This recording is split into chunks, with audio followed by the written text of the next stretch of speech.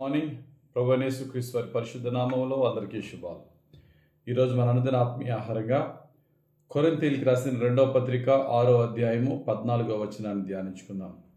మీరు అవిశ్వాసులతో జోడుగా ఉండకుడి, నీతికి దుర్నీతితో ఏమి సాంగత్యమో, వెలుగునకు చీకటితో ఏమి పొత్తు. ఇక్కడ భక్తుడైనటువంటి పౌలు కొరింథు సంఘానికి చెప్తూ, మీ సహవాసం చాలా జాగ్రత్తగా ఉండాలి.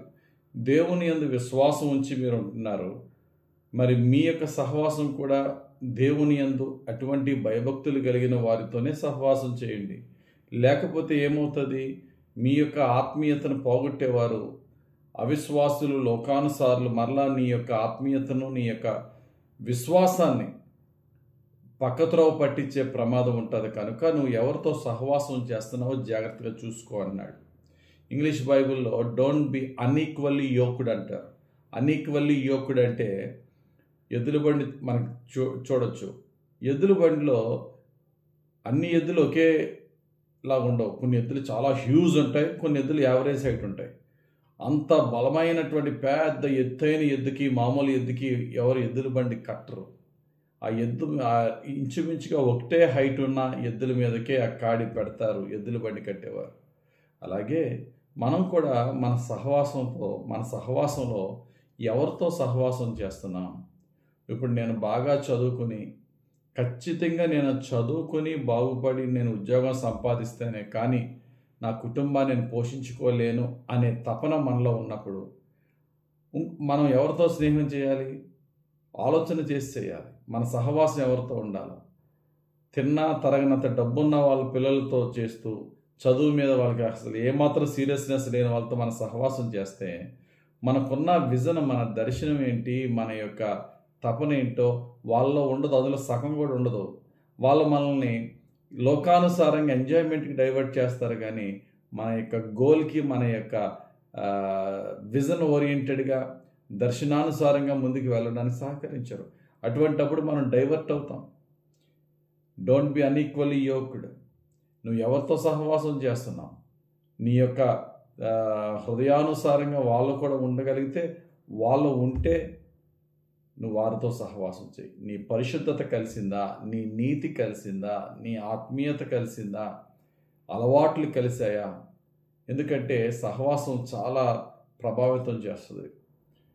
అలాగని చెప్పి క్రైస్తవులతోనే సహవాసం చేయాలి, విశ్వాసులతోనే సహవాసం చేయాలని ఎక్కడా లేదు. పౌలు భక్తుడు అంటారు, అయితే ఈ మాట చెప్పిన ఆయనే పౌలు భక్తుడే కొరింథీయులకు రాసిన 1వ పత్రిక 9:19లో, నేను అందరి విషయము స్వతంత్రుడినై ఉన్నాను, ఎక్కువ మందిని సంపాదించుకున్నట్టుకి అందరికీ నన్ను నేను దాసునిగా చేసుకుంటుని. అందరికీ. నువ్వు యూదుడువా, యూదులకు యూదుగాను, యోధవేత్తలకు యోధవేత్తలుగాను, ధర్మశాస్త్రమును పాటించేవారికి పాటించేవానిగా, పాటించని వారికి పాటించని వారికి, అందరికీ అందరి వాడినైతే అంటాడు. మనము ఒక క్రైస్తవుడు ఎప్పుడు కూడా ఈ లోకంలో అందరితో కలిసిపోవాలి, అందరితో ప్రేమగా ఉండాలి, అందరికీ దేవుని ప్రేమను పంచాలి, వారి ప్రేమను మనం పొందుకోవాలి. కానీ ఎవరితో క్లోజ్గా సహవాసం చేస్తున్నామో ఆలోచన చేసి చేయాలి. ఆ సహవాసము మన చదువైన, వ్యాపారమైన, ఉద్యోగమైన, విశ్వాసమైన, నీతైన కరెక్ట్గా కలుస్తున్నదా? మన ద్వారా వాళ్ళ ద్వారా మనం బలపడుతున్నామా? బైబిల్లో చక్కటి మాట ఉంటుంది. సామెతల గ్రంథం 27వ అధ్యాయం 17వ వచనంలో, అయర్న్ షార్పన్స్ అయర్న్, అనగా ఇనుము చేత ఇనుము పదునగునట్లుగా. ఇనుము కలుసుకుంటే ఒకదాని ద్వారా ఇంకోటి పదును పెట్టబడుతుంది. ఆ విధంగా మన సహవాసం ఉండాలి. కాబట్టి జాగ్రత్తగా యోచించుకొని అందరితో కలిసి ఉందాం, కానీ ఎక్కువ ఎవరితో సహవాసం చేస్తున్నాం? ఆ వ్యక్తితో సహవాసం నన్ను ఆత్మీయంగా బలపరుస్తుందా, దిగజారుస్తుందా?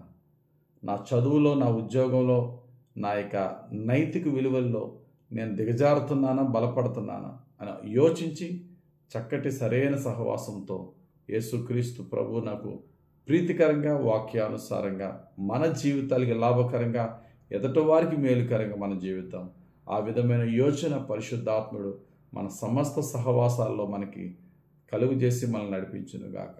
ఆమేన్. పరిశుద్ధుడా, ప్రేమ కలిగిన తండ్రి, ఈరోజు ఇచ్చిన వాక్యం బట్టి వందనాలు. మేము ఎవరితో వ్యక్తితో కానీ వస్తువుతో కానీ ఏ విషయంలో, దేని విషయంలో ఎక్కువ సహవాసం చేస్తున్నామో ఆ సహవాసము నీ దృష్టికి ప్రీతికరంగా, మాకు మేలుకరంగా ఉంటేనే కొనసాగింప చేయండి. లేకపోతే దుష్ట సహవాసం మంచి నడవడికని చెరుపును కనుక అట్టి పనికిమాలిన వాటిని, దుష్ట సహవాసాన్ని మాకు దూరపరచమని, సరైన సహవాసముతో మమ్మల్ని పరిశుద్ధపరిచి దీవించమని యేసుక్రీస్తు వారి పరిశుద్ధ నామములో ప్రార్థించి వేడుకొంచున్నాం తండ్రి. ఆమెన్. తండ్రి యొక్కయు, కుమారుని యొక్కయు, పరిశుద్ధాత్మ దేవుని అభిషేకం మనకు తోడుని నడిపించి దీవించును గాక. Amen. God bless you. Have a very blessed day.